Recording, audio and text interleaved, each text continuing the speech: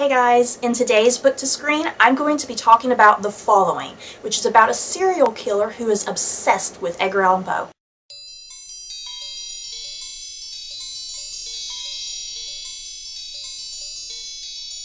The Following aired on the Fox Channel network, and it had 15 episodes in total, and it starred Kevin Bacon and James Purefoy. To start off this discussion, I'm going to give a quick summary about what The Following is about. It's about this FBI agent named Ryan Hardy, who is played by Kevin Bacon. It opens basically with this serial killer, Joe Carroll, who is played by James Purefoy, who has escaped prison. So it's Ryan Hardy's mission to recapture this serial killer.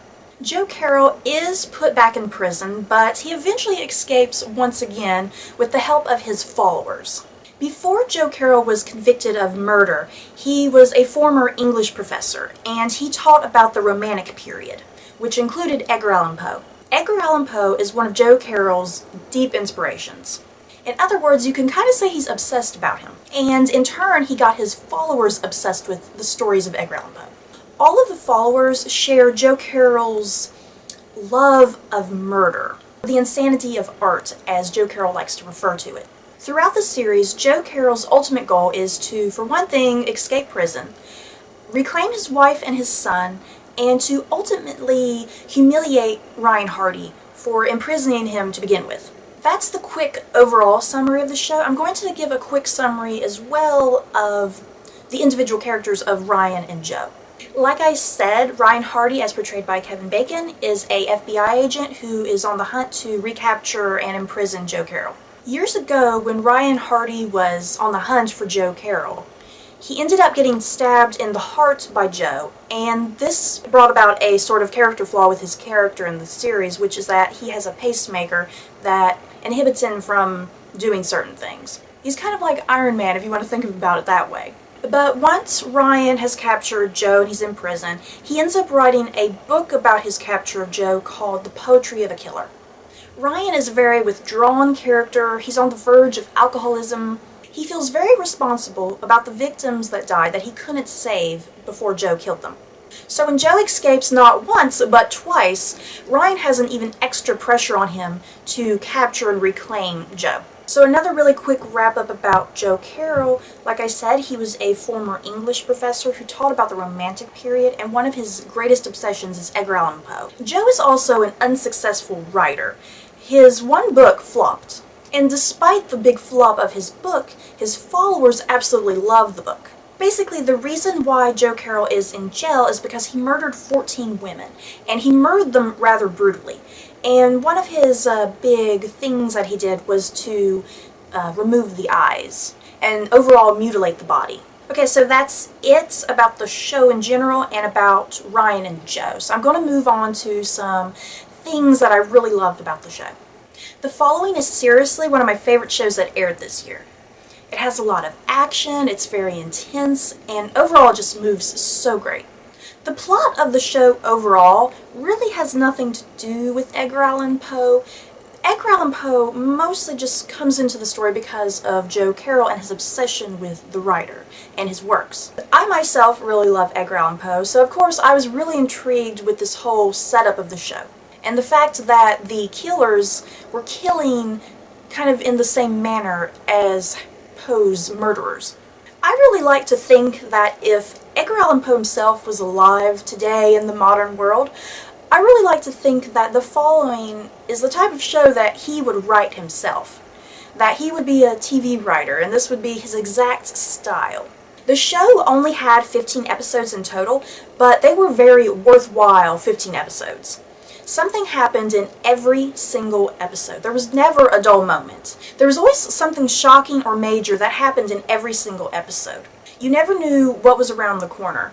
I was very surprised how much happened in 15 episodes. I couldn't believe how many characters died. In other words, The Following didn't have what you would call filler episodes. Every single episode meant something, and it did something to move the plot forward, as well as enhance character development with Ryan Hardy and Joe Carroll.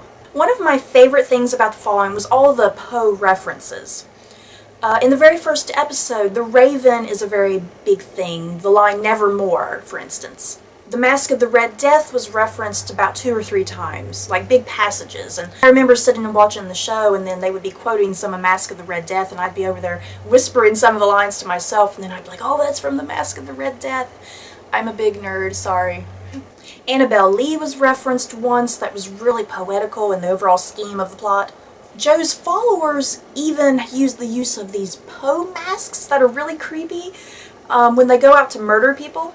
Even the style of the murders are very Poe-like. Like I said, the big thing that Joe Carroll did was to mutilate the bodies of the women and to remove the eyes. And the removal of eyes is a big deal in Poe. Like, for instance, in The Black Cat, the narrator mutilates his cat and removes one of his eyes. And then even, I believe, The Telltale Heart, the eye is a big thing. So, onto the followers themselves. I actually really loved a lot of the characters, even though these characters were supposed to be characters you could not relate to and you weren't supposed to like to begin with. But, like Joe, they all had their own charisma. It was a very odd feeling to like them, but I did.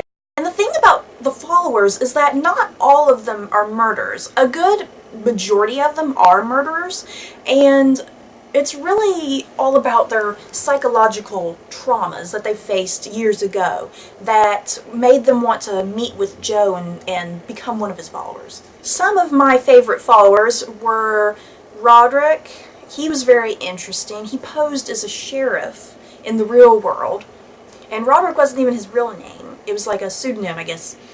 And I also really loved the love triangle, the weird love triangle between Emma, Jacob, and Paul.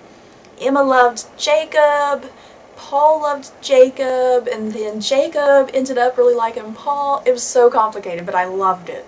Like I said, the followers were oddly likable in some weird way. And Joe. He just had to be played by a hot British guy.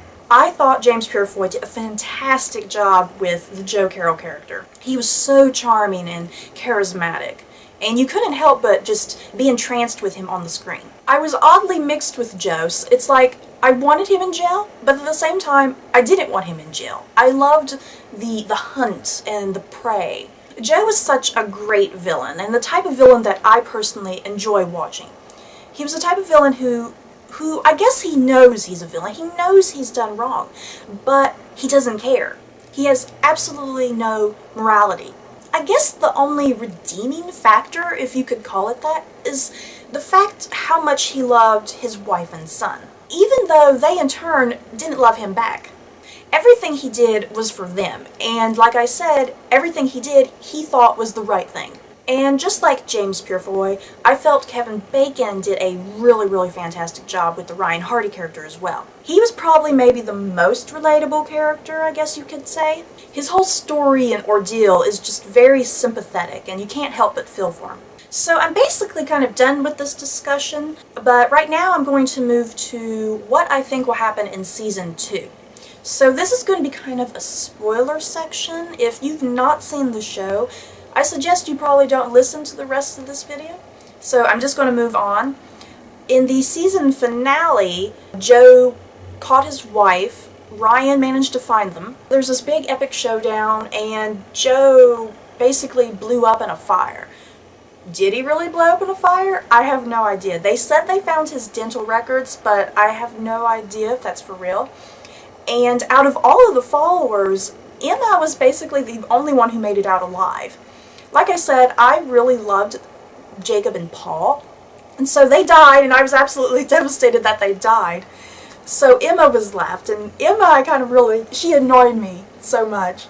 So I was kind of mad that she didn't die. And right at the very end of the episode, one of Joe's followers, who also happened to be alive, named Molly, ended up coming to Ryan's apartment and stabbed Ryan and Joe's wife. So it ended in a cliffhanger, and we don't know what happened to Ryan or Joe's wife. So I'm very curious where that's going. So I guess my big question is, what's going to happen in Season 2? Because if Joe is dead, that means there's got to be some other person or even another follower who comes to the lead. Maybe even Emma, or maybe even someone else that we've not even seen. And as much as I love the Edgar Allan Poe elements of the story, I have a feeling Poe isn't going to be a big part of Season 2. I have a feeling all the Poe references were mostly just a Season 1 element. Like I said, Joe blew up in this big fiery barn of some sort, and I have no idea if he's really dead or not. I would hope he's dead. In a way I don't want him to, because I love James Purefoy so much. But at the same time, if he comes back, I almost feel like it's going to cheapen his death. But then, again, I almost felt like Joe's death was very anticlimactic. I was fully expecting Joe and Ryan to get into this longer fist fight, and Ryan stabbed Joe, like in a vital organ of some sort, and as Joe was dying, I was thinking Joe was going to quote something from The Raven and end with "Nevermore," and then it ends. I thought that would have been the perfect ending, but instead he just blew up in this anticlimactic fire. So I don't know if he really is dead or not. So that's it for my review or discussion of the following. I absolutely loved this show, and if you love shows about serial killers or crime in general, I think you would really, really love this. Just such a great plot and excellent pacing and really fantastic characters. If you've seen the show, please let me know, and I would love to talk about it with you because I just can't get over this show. It's one of the few shows that I'm just absolutely hooked on. So that's it, guys, and I'll see you next time. Bye!